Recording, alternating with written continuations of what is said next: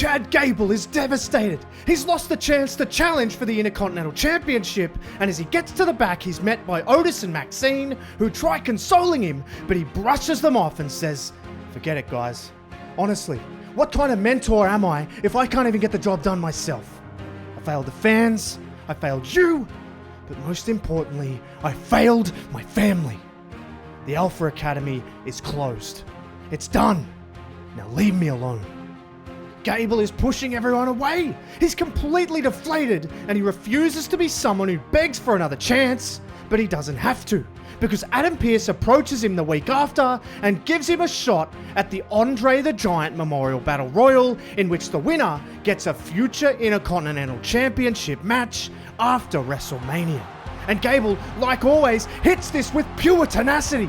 He's a man possessed, and he manages a few big eliminations, and the crowd is fully behind him. And we're down to 3. But Bron Breakker is duking it out with Gable, and they're giving it everything. They're trying to hold the trophy aloft and to get a shot at Sami Zayn or Gunther after the show of shows. But Gable is holding on for dear life. Breakker almost has him, but boom! Breakker is sent flying over the top rope by a bro kick from the returning Sheamus. He tries to get Gable out too, but he avoids, and now Gable tries to get Sheamus in some trouble, but Sheamus is too powerful. He looks for a bro, but Gable evades that. But what he can't avoid is a low blow from the Irishman. It's disgraceful. Sheamus lines him up, and bro kicks him out for the win. Sheamus wins the Andre the Giant Memorial Battle Royal, and Gable fails again. Sheamus takes the low road to a match with either Sami Zayn or Gunther after WrestleMania. But it's at WrestleMania that Chad Gable is at his lowest. He's not on the show at all, but he is backstage and has a chance encounter with a man who knows him incredibly well, and it's Jason Jordan. And he says, "Chad, come on, man. Stop moping around this place. This isn't you.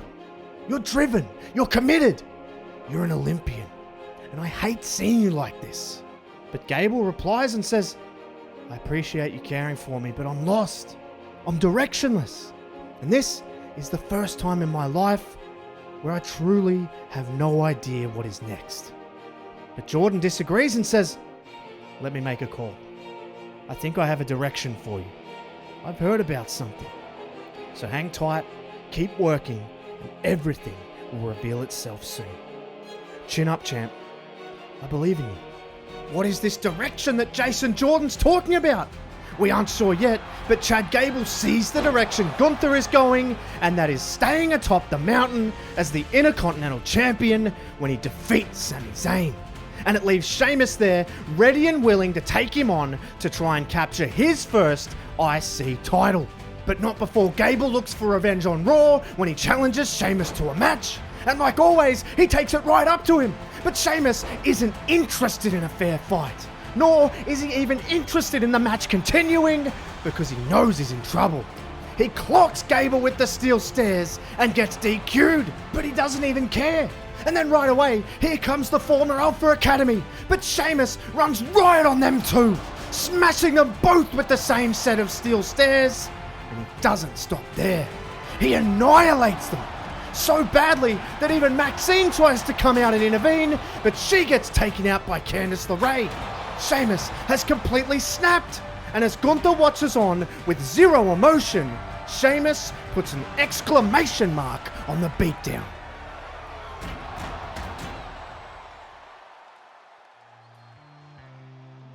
So when I'm editing, I need to test the audio on all kinds of speakers, but nothing sounds better than when I pop in my Raycon Everyday Earbuds. And thanks to them taking care of me and sponsoring today's video, I get to tell you about the sound, and it's actually incredible.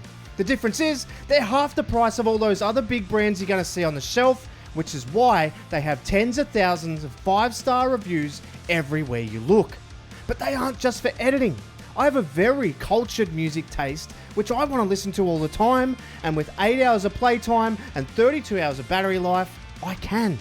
And I've noticed throughout the years that my ears actually are prone to getting sore when I'm wearing earbuds, but I've found with Raycon's optimized gel tips, they don't really rub, but they stay nice and secure no matter what I'm doing.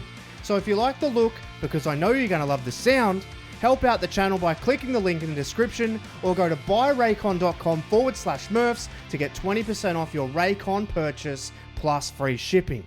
Treat yourself and your ears. Excellent work. That's what I'm talking about, Damon. This is the kind of work we want from our athletes. Same with you, Julius. And Brutus, I love it. Keep it up. Oh, and here he is. So glad you answered my call. Welcome in. Listen, Kurt. Jason pointed me in this direction, and you know how I feel about you. You know how much I idolize you. But I'm just here out of respect. I'm just here to look around. That's it, alright? Of course. Of course. We don't force anyone to do anything. I believe you know Julius and Brutus. And you might be familiar with Damon. They're my proteges. And honestly, I hope you will become one as well. And Gable says, sounds great, Kurt. Honestly, I appreciate it. But I know that you know I need to figure this out on my own. Just like you did. And Kurt optimistically says, I didn't figure this out on my own. I had a team of people making me better every single day. But hey, thanks for coming down. We'll be around, and we'll be watching very, very closely. Good luck out there. Chad Gable returns to WWE on a mission, and when he arrives at Backlash, he has just that on his mind. Sheamus is trying to capture his first Intercontinental title, but Gable does not care. He busts the match apart and starts throwing German suplexes around everywhere. The match is thrown out and Gable has snapped, but he quickly realizes that now he has two giant enemies. And although he got his measure of revenge, it comes back tenfold when Sheamus decimates him with a brogue. He throws him out of the ring and Gunther power bombs him through the announce table. This is far from over. Sheamus is still going to pursue Gunther, but now he'll want to end Gable. And Gable is still pursuing Sheamus and Gunther, with Gunther looking to take on all comers. Starting with him sending Imperium after Chad Gable, and they absolutely decimate him at ringside. This new side of Ludwig Kaiser makes it increasingly difficult for Chad Gable. They've got him in their grasps, and they're looking to rid him as a threat entirely. Much like Sheamus tried to do himself, Gable once again is laid out and left all alone. But Adam Pearce has a major announcement. He says due to the attack from Chad Gable, Sheamus would be given another opportunity at Money in the Bank in Toronto to fight for the Intercontinental Championship.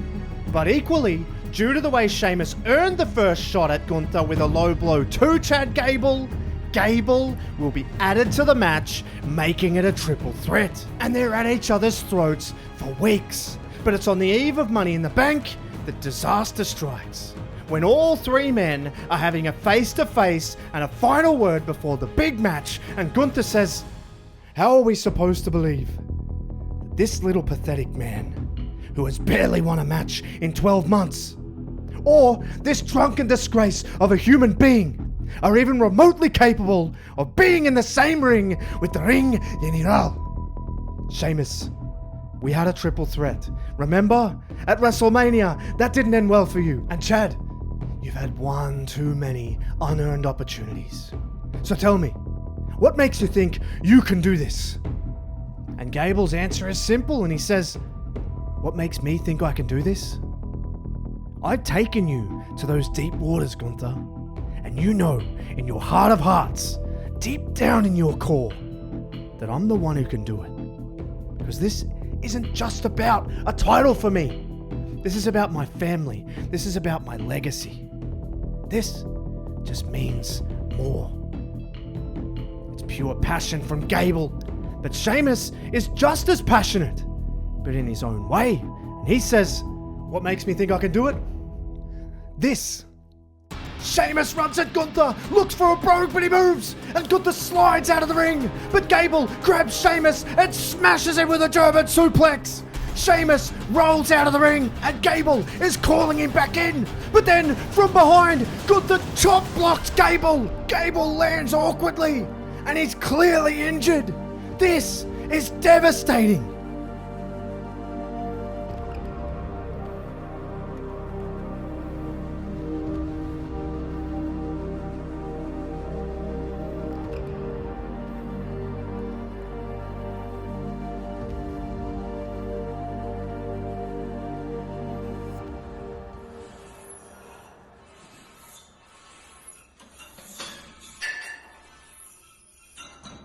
Chad, I'm sorry to hear about the injury. I know the timing couldn't be worse. It's keeping you out of the match at Money in the Bank. But how are you? And Chad Gable says, the knee's not as bad as we thought, but it's enough to keep me out for now. But honestly, it just feels like this isn't meant to be. Don't be crazy. You're an Olympian. And what Olympians do is we fight. I won Olympic gold with... And Gable finishes the sentence and says, yeah, with a broken freaking neck. Trust me, we've heard about it, Kurt. Well, it's true. So what's your excuse? A knee? A bruised ego? Big deal. You want this? You're going to have to walk through everything to get it. But it doesn't seem like you're willing to do that. Think about the tears your daughter shed. Gunther calling you a bad father. Sheamus cheating you out of your shot. And then Gunther taking it away again. Stop feeling sorry for yourself. Get a grip and be a real Olympic hero. Be the real Chad Gable.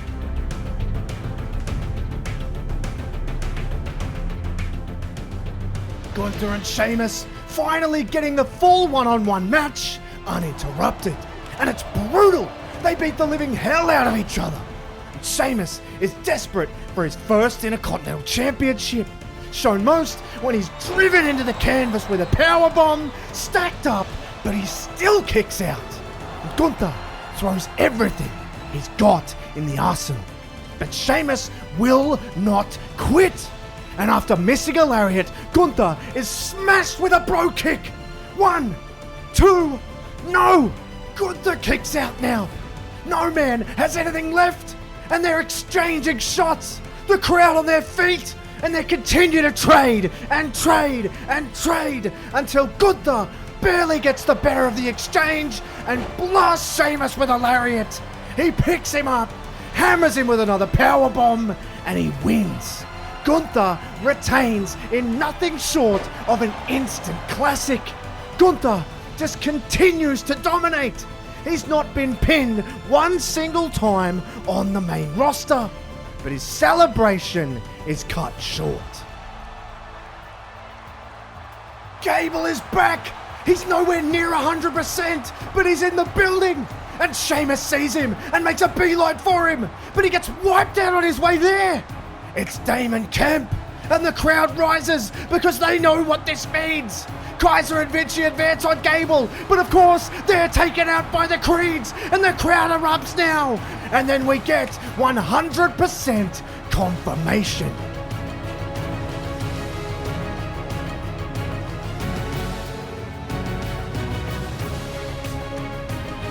Gable is no longer alone, and now he is fully focused on redemption. But it's going to be far from easy, because to topple the longest reigning Intercontinental Champion of all time, it will take something special. And the intense recovery and training begins in one-on-one sessions that Kurt Angle has tailored for Chad Gable in Team Angle HQ. Angle is pushing him to the limit. He knows damn well that for Gable to go to the next level, he needs to be pushed beyond anything he's ever known. And while Angle has Gable in his training camp, the rest of Team Angle is fighting the good fight. They battle Imperium and Sheamus, showing that the training they did behind closed doors with the Olympic champion has also paid off. And we see singles matches between Julius Creed and Ludwig Kaiser. Brutus even gets in there with Giovanni Vinci, all while Sheamus and Damon Kemp are having to be kept apart by anyone and everyone constantly, leading to the big announcement that they will face one-on-one at SummerSlam But also, Imperium versus Team Angle is made official for the biggest party of the summer as well. But one match that hasn't been made official yet has even more heat poured on it when Gunther bursts into Team Angle HQ and the brawl is on. Gable and Gunther fight right in the very spot that Gable has been training to try and beat him. And Gunther, ironically, drops Gable. He's too strong. And Gunther turns his attention now to the leader of Team Angle and he says, all that training and still the same result. You might want to train him some more, or he might just end up with a broken freaking neck. But answer me this, Kurt. Do you really think little Chad is ready for the ring, General? And Kurt defiantly says he's more ready than you think. It's true. It's damn true. Gable is back up, still wanting to fight. He throws everything at Gunther, but he counters and he nails him with a lariat. And he throws him off to the side and right back into Angle's face and says, maybe a few more reps, champ. He's nowhere near ready. It's true. It's true. Ladies and gentlemen, der Ringgeneral, Gunther! You know, I have deja vu. All the build-up, all the talk.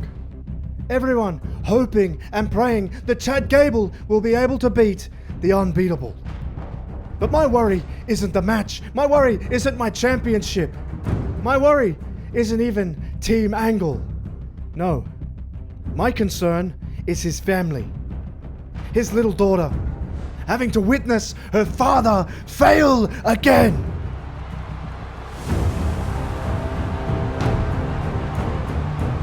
Team Angle, and in particular Chad Gable, are having none of it. Gable goes at Gunther, Imperium, and the Creeds are exchanging as well. It's all coming to a head, even spilling over into the car park with Kemp and Sheamus. But the main beef is in the ring. Gable and Gunther are slugging it out. But Gunther once again clips the injured leg of Gable, and he's down and he's writhing again. It could be a disaster on the eve of SummerSlam. Gunther gets out of the ring and once again right into the face of Angle, and Angle is furious. All the work, all the training, and Gable is still no match for the Ring General. How on earth is he gonna do it? Even with the backing of Team Angle? Might have to do it without.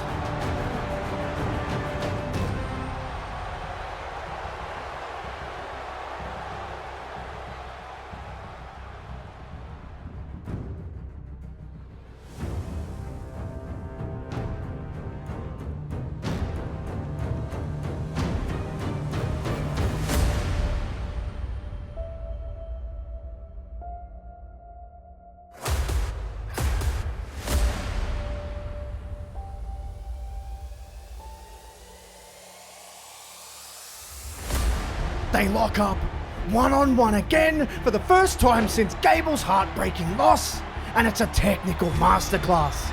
Gable has gotten right back into his amateur roots, and he's on fire, actually managing to out-wrestle the big man. The crowd is fully behind him, but the air gets let out of the arena when Gunther picks the leg again, and the match turns on its head, and Gunther starts completely working Gable over. And the crowd starts to resign itself to yet another Gunther victory, knowing that Gable has tried, but this time his body has failed him on the biggest stage. Otis and Maxine, they're back from injury, but not to get involved, just to motivate, and they start yelling at Chad to try and fire him up. They're joined by his daughter cheering from ringside as well, and that's all he needs. Gable fires up, the crowd comes with him, and he finds another gear. Blow after blow, suplex after suplex, and then Gable launches Gunther into the corner, rolls him through, and nails a chaos theory.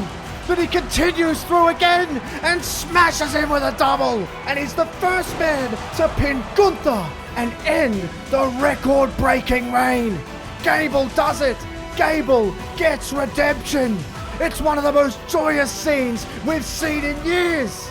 The celebration is massive, and shortly after, Kurt Angle comes out to join the celebration. But he's not wearing a Team Angle shirt. And he says, "You've always been ready. You always had it in you long before I came along. You were always enough. You were always a champion. And this was never Team Angle. It was always Team Gable. You're the one to lead it, Chad. You always have been. You're the true champion. It's true. It's damn true."